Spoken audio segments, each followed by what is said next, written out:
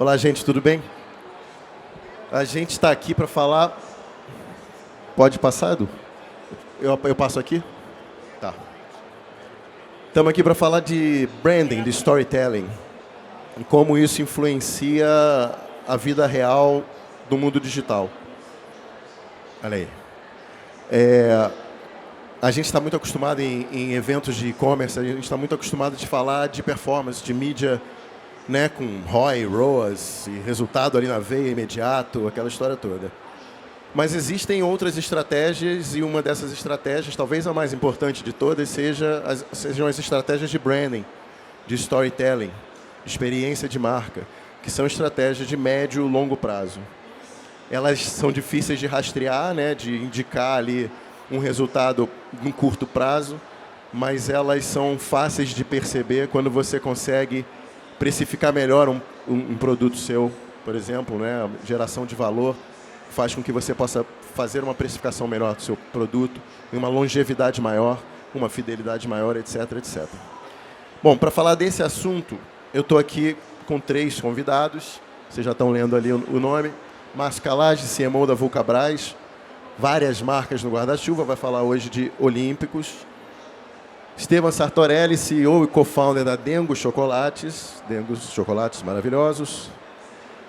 E o João Gustavo da Cruz, fundador e CEO da iMobile, uma empresa da GetNet, que está aqui para dar fazer uma participação bem pragmática de um exemplo real aí que a gente vai apresentar. O que eu gostaria de fazer? Fazer um overview de todas as empresas, para vocês pegarem um pouco mais de contexto, do ponto de vista de marca, para vocês pegarem um pouco mais de contexto, depois a gente entra, enfim, nos debates, tá bom? Vamos começar com você, Márcio. Boa tarde a todos, obrigado pela presença. Tem bastante coisa para fazer aqui, então me sinto bastante honrado que vocês tenham escolhido nos assistir, obviamente, muito mais para ouvir o case da Dengo do que para me ouvir falar, né?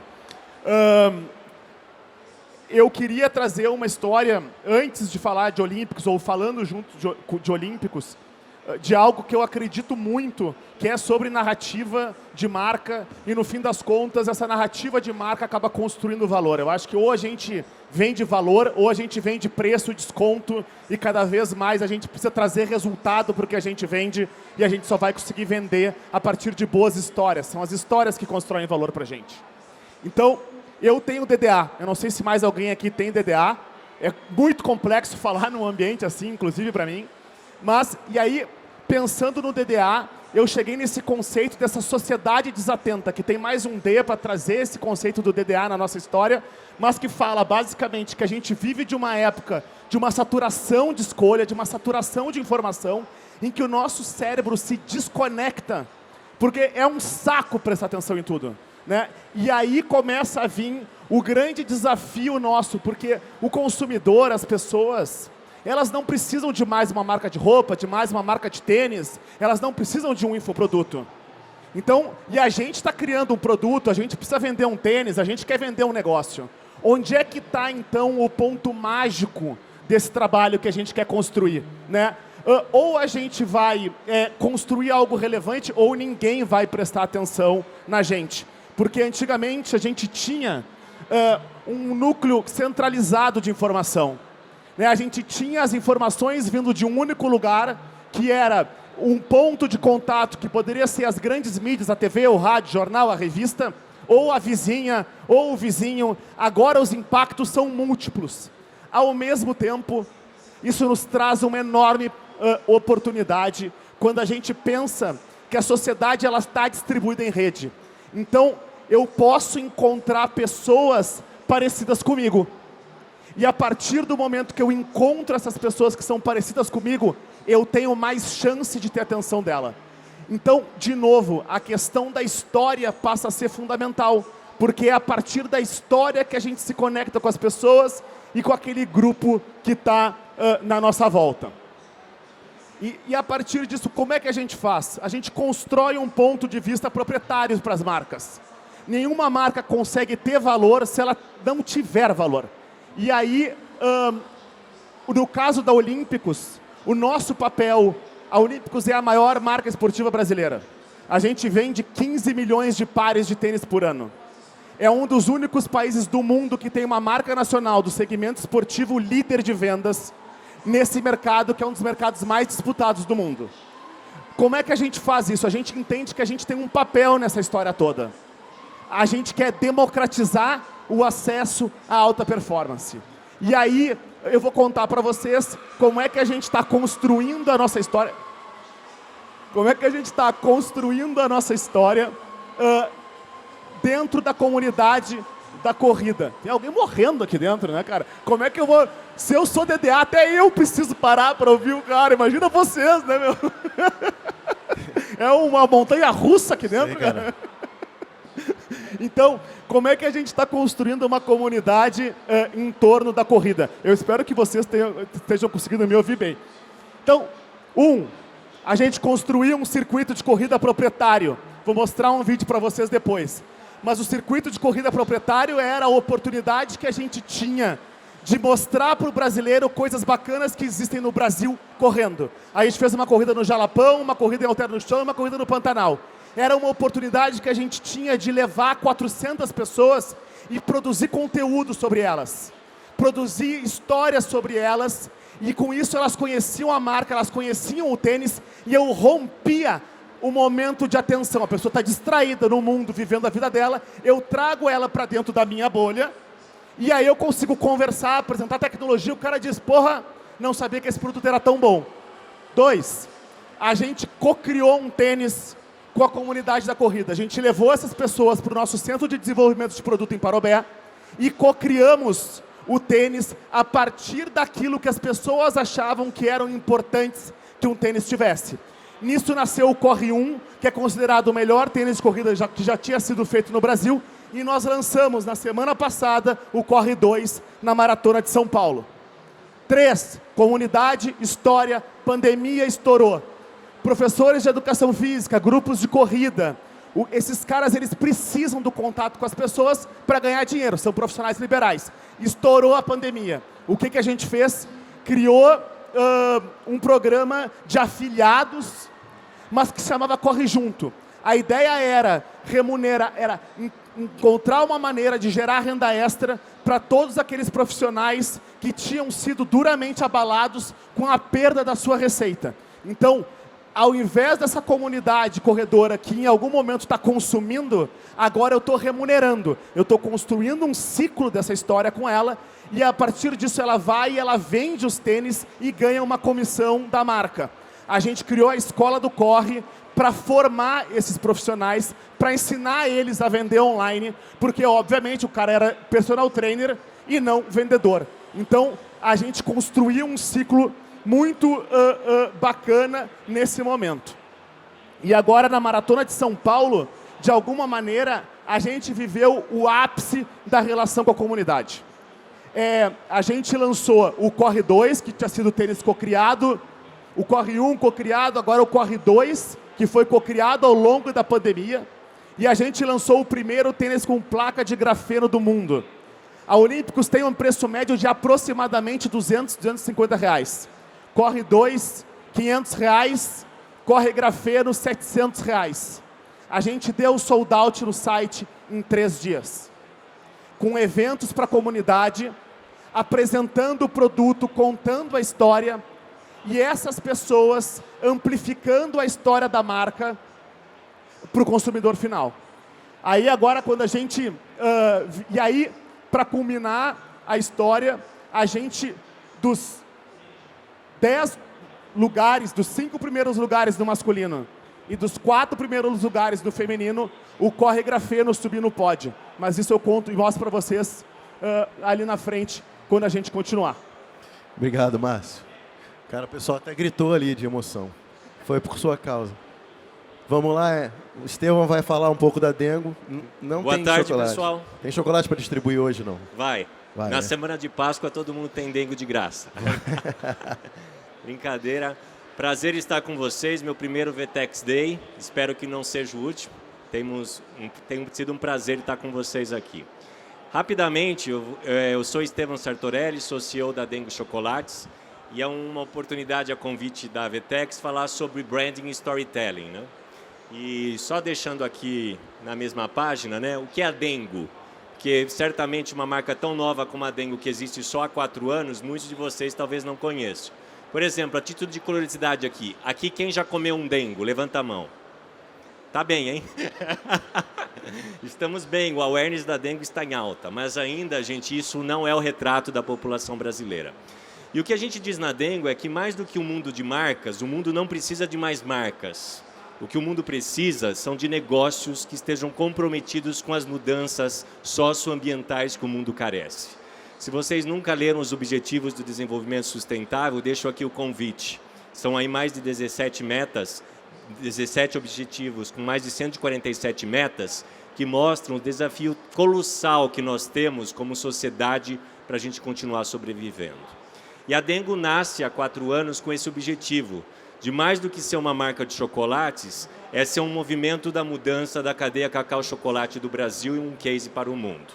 E como a Dengo procura fazer isso e por que isso é importante? Isso é importante, o meu dia 1 na Dengo foi quando eu tive esse diagnóstico que vocês veem agora. Quando a gente olha a realidade do produtor, quando você olha a agregação de valor para o produtor no mundo hoje fica com apenas 4% do valor agregado na cadeia. Na década de 80, isso representava 20% da agregação. E não dá para a gente falar sobre sustentabilidade ou continuidade de um mundo se a origem ou as pessoas que estão nas nossas cadeias econômicas ou produtivas não forem valorizadas. E o segundo grande diagnóstico veio quando eu olhei o lado de cá, que ainda, infelizmente, o brasileiro e o mundo consomem um chocolate que é mais da indústria do açúcar, do aromatizante ou do químico desnecessário do que do cacau de verdade. Então, vocês veem aqui, por exemplo, uma composição média de chocolate brasileiro à esquerda e à direita vocês conseguem ver uma composição média de um chocolate da Dengo. Dengo é barato? Não é, mas Dengo é justo. O chocolate barato, alguém está pagando esta conta. Hoje saiu na Folha de São Paulo um artigo falando do trabalho infantil e escravo na cadeia cacaueira no Brasil. E se aqui existe nuance de, na África, é muito pior, no qual vem 3/4 da produção mundial de cacau para o mundo, na qual nós temos mais de 2,2 milhões de crianças envolvidas na produção de cacau, na qual o produtor médio ganha ali 0,53 centavos de dólar por dia, sendo que o mínimo de um living income decente seriam 2,53 dólares por produtor ou por família. Então, gente, não dá para a gente ter gostinho que o chocolate oferece tão prazeroso à custa do sofrimento, do desmatamento e da destruição do planeta. Por isso que na Dengo a gente promove um mundo com mais Dengo, a gente diz que a Dengo é um sabor de mudar o mundo, porque a gente tem procurado ser no nosso dia a dia, com coerência e com transformação, a realidade de um novo mundo, de uma economia mais justa, mais correta, solidária e inclusiva. E fazemos isso, vocês devem conhecer esse famoso Golden Circle de Simon Sinek. E as pessoas às vezes me perguntam, por que os colaboradores da Dengo, por que os clientes da Dengo são tão apaixonados? Porque antes do que, ou do como nós fazemos, tem um porquê que é gigante. E o primeiro porquê de nascimento da Dengo foi gerar renda decente para pequenos e médios produtores. Apenas nos últimos 2 anos, nós conseguimos melhorar a renda média deles em 36%. E no último ano apenas pagamos mais de 91% acima do valor de mercado. Por quê? Porque transferência de renda e valor compartilhado é o maior e principal mecanismo para você desenvolver uma comunidade justa e solidária. Fazermos projetos sociais, caridade é importante, até o é, mas no mundo desigual. O que dará perenidade e sustentabilidade aos nossos negócios é nós trazermos para o core, para o centro dos nossos negócios, a transformação de mundo que a gente precisa promover. Na Dengo, não temos área de sustentabilidade, não temos relatório socioambiental, mas nós podemos dizer com toda a certeza que talvez sejamos ou somos a marca de maior impacto em ESG do planeta nos dias de hoje. E por quê? Porque nós don't walk the talk, que infelizmente existe no greenwashing, no purpose washing e de tantas outras escolhas, não fazem parte da nossa cartilha. Fácil não é, mas o mundo do fácil fez o mundo chegar no que é hoje. Então vamos fazer diferente. E o diferente é o melhor para nós e para os outros. E para finalizar, eu quero mostrar aqui, sim, rapidamente, para a gente passar aqui a oportunidade ao João, meu amigo, comentar um pouco de como ele enriquece essa experiência, inclusive na Dengo. Quero deixar aqui uma lâmina final que mostra qual é o varejo que a gente acredita. O varejo que a gente acredita é um varejo com causa, com propósito, com os porquês acima do que a gente consome. O varejo que a gente acredita é o que tem valorização do humano e que acredita, sim, que para que ocorra a valorização do humano é respeitando inclusive os nossos colaboradores. Porque nós não podemos gerar renda melhor para nossos produtores a custo do nosso colaborador ou a custo do nosso cliente, porque ele vai consumir um chocolate de pior qualidade. E acreditamos num varejo em que ele tem a conveniência da omnicanalidade. E algo que eu percebo que muito a gente erra ainda é a confusão entre multicanalidade e omnicanalidade. O Brasil avançou muito em ser um país ou ter um e-commerce multicanal, mas a gente ainda está nos primeiros passos de termos uma construção de omnicanalidade full. Temos muito a ser feito para nós nos dizermos que temos uma experiência de consumidor que seja omnicanal em todos os canais em que a marca se propõe a atuar. Então, deixo aqui minha palavra agora ao João, que vai apresentar um pouco como a iMobile tem ajudado o Dengo e outras marcas a construir uma experiência omnicanal, humanizada, num varejo com causa. Obrigado e prazer. Muito bom. Não preciso nem falar nada, ele já fez a deixa toda para você, João, é contigo. Olá, pessoal, tudo bem? Prazer. Obrigado, Estevam. Bom, Dengo e iMobile. Eu vou puxar um gancho aqui, ele perguntou quem que já comeu Dengo aqui, todo mundo praticamente levantou a mão. E eu queria perguntar quem já foi numa loja da Dengo aqui também. Bom, então acho que a maioria já teve a experiência de consumo. Cheguei à conclusão que a gente é líder de market share. Vejo que já tiveram a experiência de comprar também na solução hoje que está lá na Dengo, que é a AI. A AI nasceu com foco em acelerar a experiência de consumo em grandes eventos. Foram inúmeras operações, mais de 50 milhões de pessoas já compraram na nossa solução, de Rock in Rio a Olimpíadas, Circo du Soleil, Salão do Automóvel, Bienal do Livro. A gente realmente nasceu fazendo sistema de vendas e gestão num segmento de alta vazão. Hoje em dia, a gente vem evoluindo a nossa solução para atender o varejo. E a AI e a Dengo nasceram lá em 2019, inovando novamente, trazendo um conceito das lojas da Apple, né, o conceito Apple-like, para o varejo de shoppings, acelerando também a experiência de consumo. Hoje em dia, a gente faz parte de um grupo global dentro de Santander, hoje com a GetNet, e realmente nossa missão é levar lá na cauda longa, lá no pequeno, também esse tipo de solução. O cara que normalmente está desassistido, que é o eu empreendedor, desculpem, é o eu empreendedor, não tem acesso à informação, muitas vezes está só vendendo no caderno e passando lá na maquininha. A gente hoje, obviamente, está com essa missão de conseguir chegar até ele e levar soluções para os pequenos.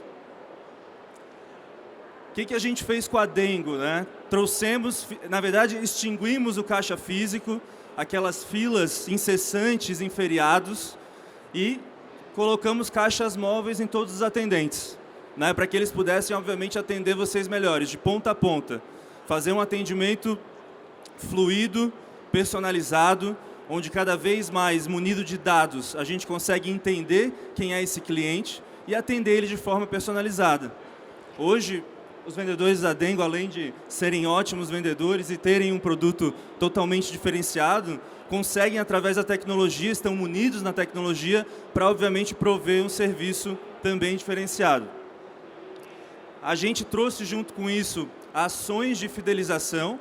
Então, a gente consegue trabalhar desde vouchers de desconto, cashback, isso tudo num conceito omnicanal, né? A gente plugados também aqui na Vtex, que é a plataforma de e-com da Dengo, a AI fazendo toda essa gestão física nas lojas e, obviamente, integrado também com o sistema de retaguarda da Dengo. Então, essa junção, obviamente, uma junção de sucesso, estamos juntos aí desde 2019, muitos projetos pela frente. Estevam é um cara que eu venho aprendendo demais com ele desde que a gente se conheceu, cara diferenciado do varejo. Como eu venho de um segmento de entretenimento, o varejo também é novo para a gente, mas a gente aprende todos os dias. Então é um prazer aí fazer parte desse projeto com vocês. E hoje, claro, a gente ganha ainda mais força, né, estando junto com a GetNet. De novo, uma empresa global do Grupo Santander, agora parte de uma empresa PagoNext, que visa levar soluções de vendas, gestão, pagamentos, banking para todo mundo. Então, os próximos passos da AIA é, com certeza, levar essa proposta de valor agregado para as PMEs, para os pequenos, para todo e qualquer negócio. Obrigado. Valeu, João. Obrigado. Pessoal, deu para entender aí esse, obviamente, aspecto, ficamos encantados, mas eu queria fazer uma pergunta que eu acho que vai dar margem aí para vocês falarem mais sobre isso, mas de modo mais específico. O Márcio enfrenta uma realidade diferente do Estevam, por exemplo, obviamente do João. O Olímpicos tem quase 50 anos, é uma marca que já está na maturidade dela. Como que você mantém a chama acesa? Como que você mantém uma geração de valor o tempo inteiro, se mantém em ciclos? Esse desafio de você fazer uma gestão de marca de 50 anos, que são 2, 3 gerações pelo menos, como é que você faz isso na prática e como é que você mantém essa chama acesa do brand? Eu acho que o passador ali, a grande questão é, de fato, a gente entender essa transformação do mundo, daquela sociedade que eu precisava dos grandes meios para uma sociedade em que todo mundo hoje é uma mídia em potencial. Então, antes, para comunicar atributos de tecnologia, de marca, de performance, eu precisava patrocinar o Comitê Olímpico Brasileiro, a Seleção Brasileira de Vôlei, porque esses caras estavam na mídia e esses caras geravam um endosso pro consumidor. Agora, eu vou passando aqui, só não precisa deixar muito alto, que daí eu vou falando em cima, tá? Agora, o que a gente faz é convidar as pessoas para participar da construção do conteúdo. Então, esse é o Bota para Correr. Né? A gente foi para o Jalapão, foi para o Pantanal, foi para o Alter do Chão, e a gente construiu uma experiência realmente muito rica para as pessoas que, ao mesmo tempo, eram target, eram público da marca, ao mesmo tempo que elas eram antenas que transmitiam as mensagens da marca de maneira legítima para toda a sua rede. E a gente sabe que hoje a informação que vem de um par tem muito mais relevância do que a mensagem que vem da marca. Então é muito mais relevante para nós uma pessoa dizer: usei o tênis e é inacreditável o custo-benefício, não faz sentido eu pagar R$1.000, R$1.500 por um tênis, do que a gente dizer. Né? Então, é isso que nesses eventos a gente acaba construindo. Uma perspectiva de que somos uma marca nacional, então a gente apresenta coisas que nenhuma marca internacional poderia fazer, a gente conhece as profundezas do Brasil, a gente cria um evento absolutamente sustentável, a gente retira e volta com todo o lixo que a gente produz essas provas para descartar de maneira adequada nas regiões. A gente não deixa uma pegada de lixo, a gente emprega mão de obra local, a gente abre inscrição para os moradores da região para participarem da prova. E no final de tudo isso, a gente está se conectando com as pessoas. Eles não estão falando com o diretor de marketing da Vulcabras. No final da prova, a gente faz uma festa e a gente toma um trago juntos. Então, é um sistema em que as pessoas entendem que tem pessoas de verdade construindo e que tem valor naquela história que está sendo contada. Então, esse é o Bota para Correr. Aqui é o processo de cocriação do Corre 2.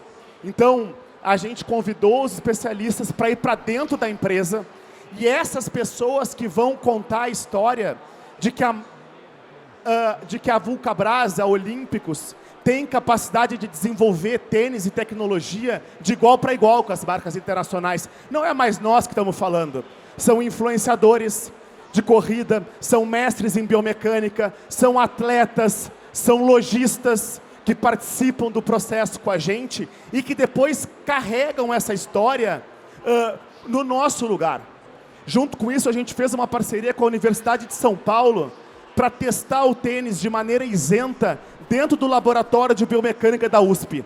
Então o tênis vai para o laboratório de maneira mascarada e com isso eles acabam construindo, né, a reputação do calçado para a gente depois conseguir cobrar o preço, né, o preço justo pelo produto, como a gente estava ouvindo aqui o case da Dengo antes. E aqui o resultado do sonho do brasileiro, que era ter um tênis de placa. Então, a gente, a partir desse momento que a gente está trabalhando com a nossa comunidade, a gente convidou atletas africanos para vir correr com o nosso tênis. Então, a gente conseguiu garantir que esses atletas comprovassem, atestassem a qualidade do produto.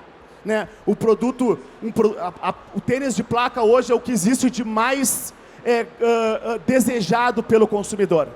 O tênis custa R$2.000, R$1.500 e o nosso tênis custa R$700. Mas todos os testes nos diziam que o tênis era muito bom. O que a gente precisava? Ganhar a prova. E quem é que vibrou com a vitória dos africanos na corrida? A nossa comunidade, que ao longo desses últimos anos, a gente vem trabalhando e que convidou para estar lá e que vibrou, se emocionou, teve gente chorando na prova porque viu um tênis, uma tecnologia brasileira subir no lugar mais alto do pódio.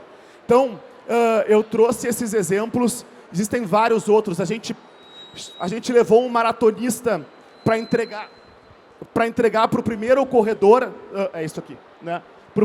O primeiro comprador do tênis do nosso site recebeu o Daniel, que é um maratonista olímpico, recebeu ele na casa dele para fazer a entrega do produto e junto eles saíram para correr.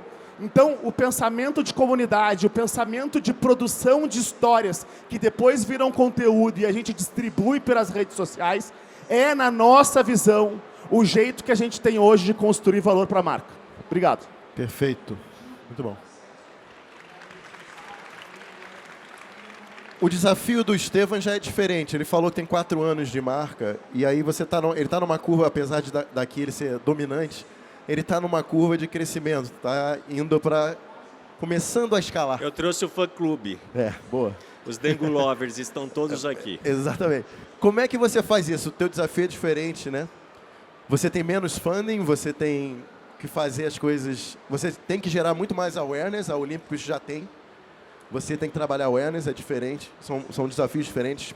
Me explica pra gente como é que você se vira nesse ambiente.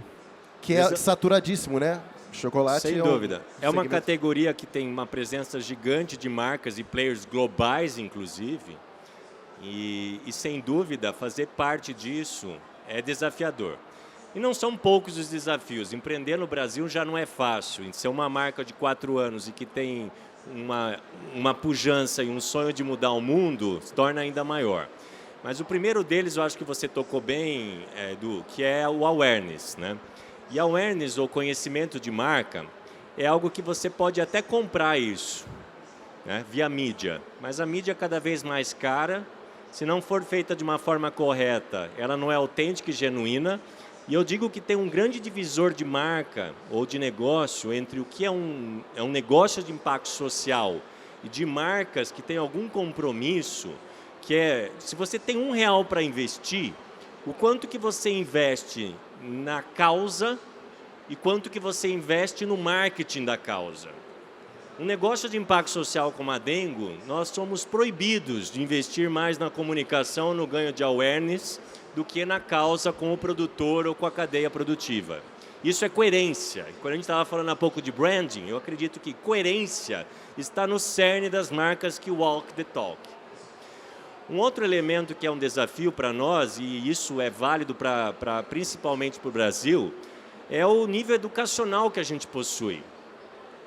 Não temos como negar que para uma população ainda que temos dificuldade com questões básicas em português e matemática, ter uma ampliação de consciência social e ambiental ainda é para poucos. Não é incomum, às vezes, quando a gente fala assim, nós juntos pagamos mais para o produtor de cacau, não é incomum, às vezes, as pessoas concluírem que, já entendi porque a marca é mais cara do que a concorrência, porque paga mais para o produtor de cacau. E não é nada disso. existe sim uma necessidade de compreender a realidade que existe na cadeia. Por isso que eu coloquei aquele slide que vocês viram do despertar para a causa.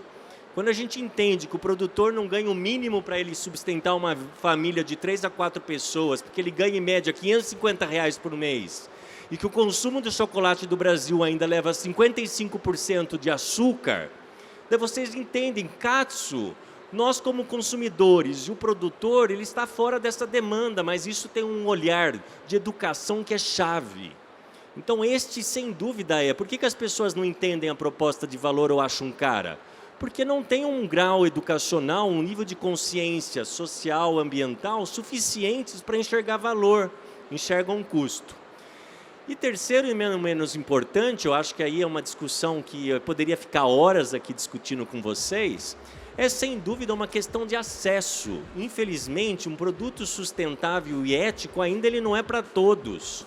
Mas eu espero, sem dúvida, que isso seja, isso ganhando mais escala, isso ganhando mais produtividade, ele pode ser. Um produto caro, não necessariamente ele endereça os desafios socioambientais que a gente tem. Mas certamente o chocolate barato ele é insustentável.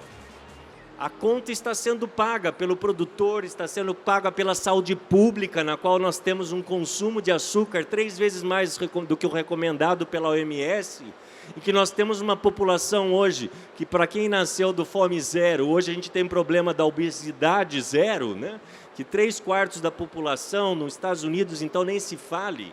Então nós temos, sem dúvida, desafios e esse custo está sendo pago pela sociedade, pela saúde pública, pelo planeta, pelo desmatamento. Então o meu convite a vocês é ganhemos esse nível de consciência socioambiental. Cuide do outro. Dengo tem essa escolha de ser dengo como amor, cuidado e afeto, e esse talvez seja o mais barato dos dengos, porque dá amor, dá carinho e dá cuidado é de graça, só que a gente não pode dar aquilo que a gente não recebe. Amplie esse nível de consciência e esse cuidado que você tem para o outro, com o seu colega de trabalho, com a sua família, com o planeta, com a árvore que tem na sua praça, com o planeta. E isso é endêmico, isso é pandêmico, isso é transformador. E quando a gente consome, como a gente age, quando a gente vive de acordo com isso, o nosso mindset muda. Vou dar um exemplo muito característico para terminar minha fala aqui. Nós lançamos uma categoria nessa Páscoa chamada Dengo Clássicos. E ela está longe de ser a mais bonitinha, talvez por uma indústria velha. Mas ela é a mais bonita para o planeta, porque ela tem um produto que é 100% ecologicamente correto e tal, que a gente olha assim e gera uma certa estranheza. Fala, mas eu vou dar isso de presente? Mas a verdade é que quando a gente consome sustentável, a gente começa a perceber que a gente gera uma obsolescência, aquela fala, nossa, mas para que aquele treco? Por que aquela caixa que tem que ser 3 vezes maior do que o produto? Por que tanto plástico? A gente não ingere quinquilharia, a gente ingere chocolate, a gente ingere comida de verdade. Então, a gente precisa pensar diferente, porque se a gente não começar a pensar diferente, a gente não vai agir diferente. Então esse é o convite que eu deixo a todos nós, a nós ousarmos e a nós agirmos de forma diferente, porque é por agirmos diferente que a gente vai ter um mundo melhor. Maravilhoso. Gente, vamos ter que encerrar o papo, maravilhoso. Queria agradecer muito a vocês, queria agradecer ao João com a solução iMobile sensacional, junto com a Dengo, essa marca maravilhosa, dengosa, gostosa, sustentável, e com a energia de Márcio Calage, que quase caiu do palco. Gente, muito obrigado, espero que tenham gostado. Fica aí.